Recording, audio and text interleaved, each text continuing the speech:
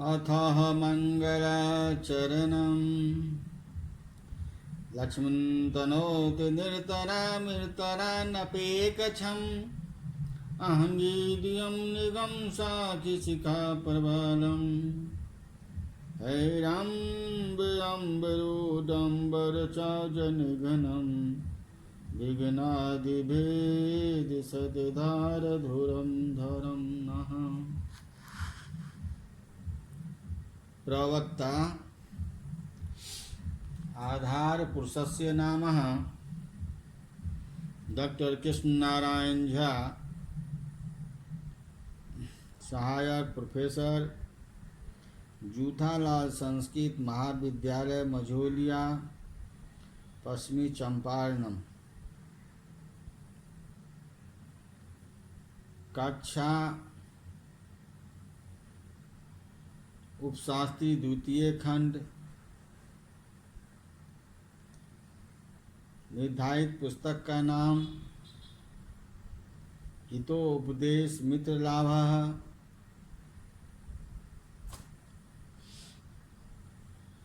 तो आज का शीर्षक यानी विषय है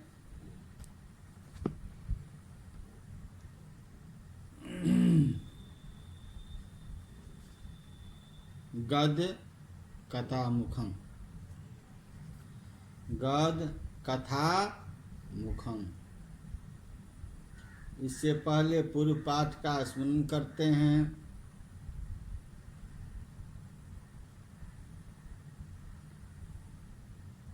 कथा मुखम के रूप में गंगा के किनारे पाटलिपुत्र जो पटना नाम से स्थिति है, वहाँ पर सभी गुणों से युक्त सुदर्शन नाम के राजा थे। उन्होंने एक बार किसी से पढ़े गए 2 श्लोकों को सुना। उस 2 श्लोकों में क्या है? अनेक संयोगादेच्छिद प्रोक्षार्थस्य दर्शकम सर्वस्य लोचनम शास्त्रम यस्य नास्तस्य एव सः। इस श्लोक के बारे में कल हम आप लोगों को जानकारी दिए थे। जो अनेक संदेहों को हटाने वाला और दृश्य पदार्थों को जताने वाला, सबका नित्य रूप ऐसा शास्त्र जिनके पास नहीं है वह अंधा है।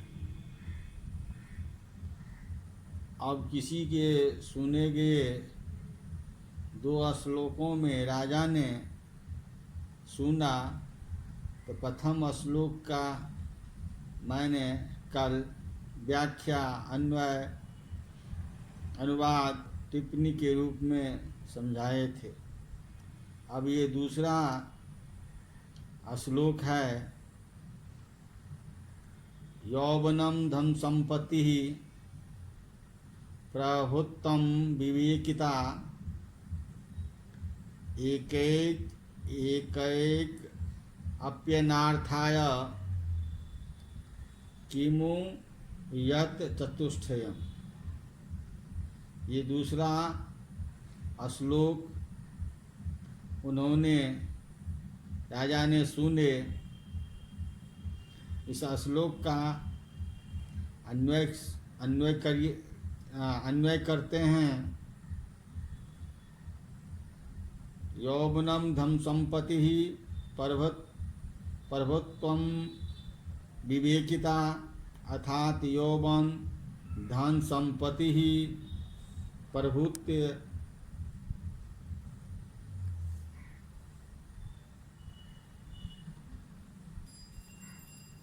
और विवेकिता एकेषु अपि अनर्थाय यथ चतुष्टयम् तत्र किम्। अब इसका हिंदी अनुवाद है कि जवानी, यौवन अर्थात जवानी और द्रव्यों की प्रचुरता, जिसके पास अधिक धन हो,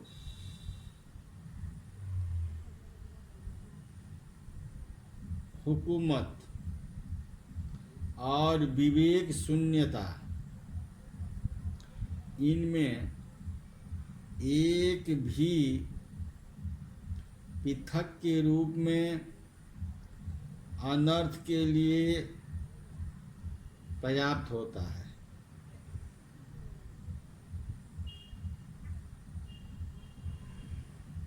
और जहाँ ये चारों एक जगह जुट जाए,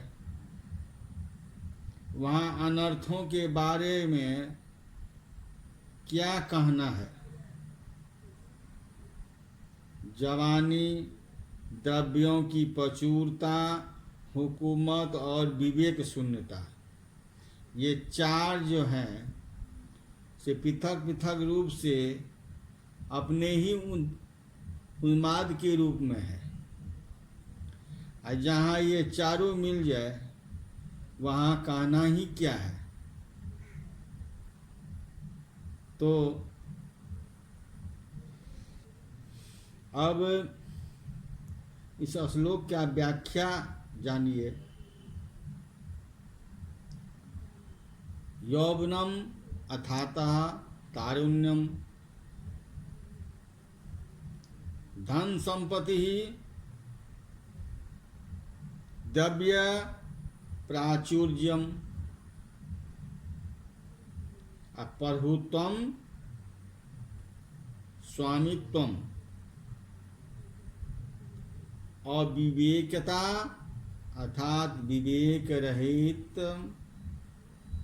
त्वम च, एकु अर्थात ये, एकम अपि प्रत्येकम अपि अनर्थाय, आपते भवति शेषः परम यत्र यस्मिन् पुरुखे चतुष्टयं चत्वारो अपि उपस्थिता भवन्ति, तत्र अनर्थ परम प्रोक्ताद्यम इति भावः। अब यौवनम अर्थात यूनो भावः, युवन अनः, तारुण्यम, यौवनम समे इत्यर्थ, इत्यमरः, धन संपत्ति, धनानां संपत्ति, अत्र षष्ठी तत्पुरुषः समासः। प्रभुत्वम, प्रभो भावः, प्रभु तुम, प्रभु परिवृद्धो अधिपः इत्यमरः, अविवेकिताः यन्यः तत्पुरुषः समासः। चतुष्टयं चत्वारो अवयवा यस्मिन् तत् चतुर्तनय, यहाँ पर अर्थापति अलंकार और अनुपुष्टः छंदः श्लोक। इस श्लोक में अर्थापति अलंकार है और अनुपुष्ट छंद है। अब गद पर चलते हैं। राजा दो श्लोकों को सुने, अब गद क्या कहते हैं। इत्याकर्ण्या आत्मनः पुत्राणाम अधिपुत्राणां मनधिगत शास्त्राणां नित्यमुमार्गः गम गामिनी शास्त्रा अनुष्ठानोत्तमनः सह राजा चिन्तयामास। अस्य गद्यस्य व्याख्यायाः सर्वप्रथम हिंदी अनुवादः इत्या आकर्ण्य आत्मना, अर्थात ऐसा सुनकर राजा ने, ये दो श्लोक सुनकर राजा ने सुदर्शन शास्त्र के अध्ययन से शून्य नित्य कुमार्ग में चलने वाले अपने पुत्रों के शास्त्रों का अभ्यास न करने से व्याकुल चिंतित होकर चिंता करने लगे।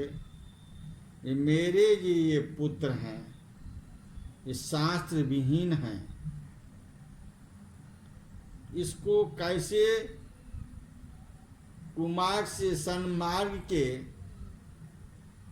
रास्ते पर लाया जाए। चित्त व्याकुल होकर चिंता करने लगे। इस श्लोक का इस गद्य का व्याख्या जानिए। इति इदम पूर्वोक्तम श्लोकम द्वयम मित्यर्थः आकर्ण्यः श्रुत्वा सह पूर्वोक्तः राजा नरपति सुदर्शन इत्यर्थः।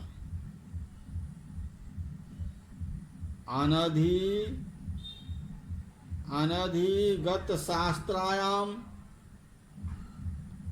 अप्राप्त शास्त्राणाम शास्त्रा अध्ययन सुन्नानम मीति भावः अतएव नित्यम निरंतरम उत्मार्गम गमिना निबंध पराग मुक्तानाम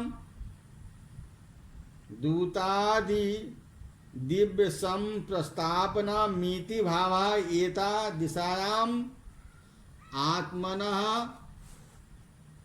स्वस्थः पुत्राणाम तैरानाम शास्त्राणाम अनुष्ठानेन विद्या अनेभ्यासेन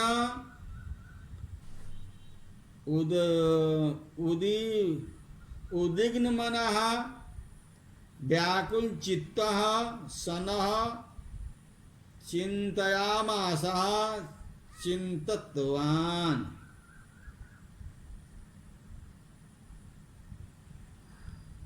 अनधिगत शास्त्राणां च अविगतं नन्न तत्पुरुषः। अनधिगतं शास्त्रं येस्ते अनधिगत शास्त्रं तेषां बहुव्रीः। यह और दूसरा पद भी पुत्राणाम इनके विशेषण है। उन्मार्गामिनम उन्मार्गेन गच्छति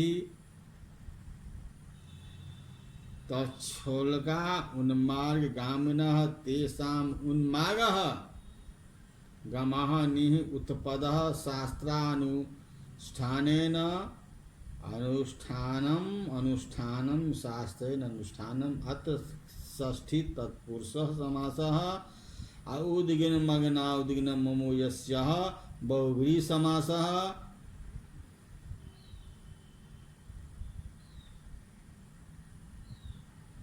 चिंत प्रकामाः, इस तरह राजा बहुत चिंतित हैं।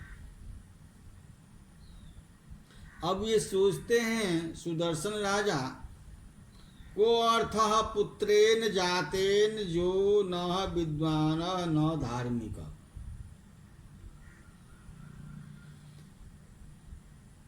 कानेन चक्षुषा किं वा चक्षुपीडेव केवलम। अर्थात जह पुत्रः विद्वानः न धार्मिको न तेन जातेन पुत्रेण कः अर्थः। कानेन चक्षुषा किम वा केवल चक्षु पीड़ा एवं। जो पुत्र विद्वान नहीं न धर्मात्मा है, ऐसे जन्मे हुए पुत्र से क्या प्रयोजन है। जैसे कि काने नेत्र से का क्या प्रयोजन है, अथवा खाली नेत्र पीरा ही है ना, जिसका आंख कान्हा है, खाली नेत्र पीरा ही है ना। अथातः अस श्लोकस्य व्याख्यायाः जः पुत्रः विद्वानः न बुधो न धार्मिकः न पुण्यवानः न तेन जातेन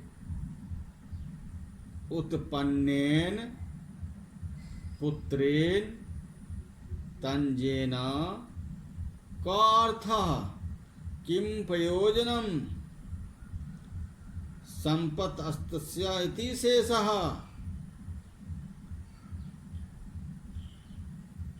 तथा कानेन दर्शन विकलेन चक्षुषा नेत्रेण किम प्रयोजनम वा अथवा केवल चक्षु पीड़ा एवं नेत्र व्यवस्था एव भवतीति शेषः। अस्य श्लोकः विद्वानः वेतीति विद्या सत्रिः वसुः विद्वानति कोविदः बुधः इत्यमरः।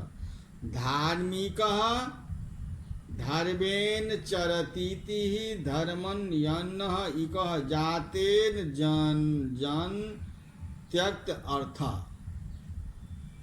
अर्थो अभिधेयं वस्तु प्रयोजनम निर्वेतेषु इत्मरः। चक्षु प्रीडा अत्र षष्ठी तत्पुरुषः समासः। यहाँ पर दृष्टांत अलंकार है। इस गद्य में दृष्टांत अलंकार है और अनुपुष्ट छंद है। अजात मृत मूर्खानाम बारमाद्यो न च अंतिमः। सुदिक दुख वाद्य वदन्ति मस्तु पदे पदे। अर्थात जन्म रहित मरा हुआ और मूर्ख,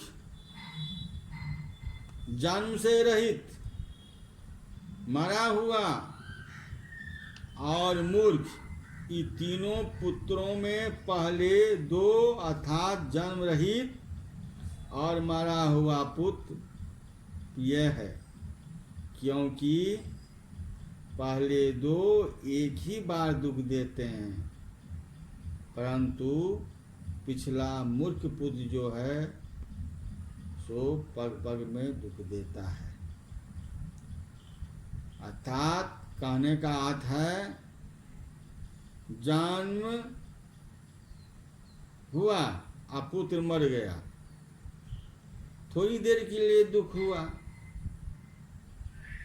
लेकिन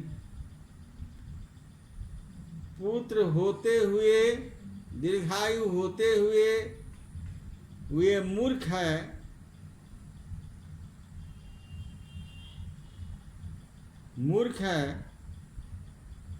तो बार बार दुख देने वाले होते हैं, पग पग में दुख देता है।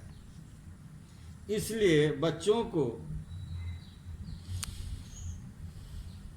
अच्छे गुरु संस्कारों में देना चाहिए, गुरुकुलों में देना चाहिए, शास्त्र का अध्ययन कराना चाहिए, अर्थात उनकी अज्ञानता को दूर करने की कोशिश करना चाहिए।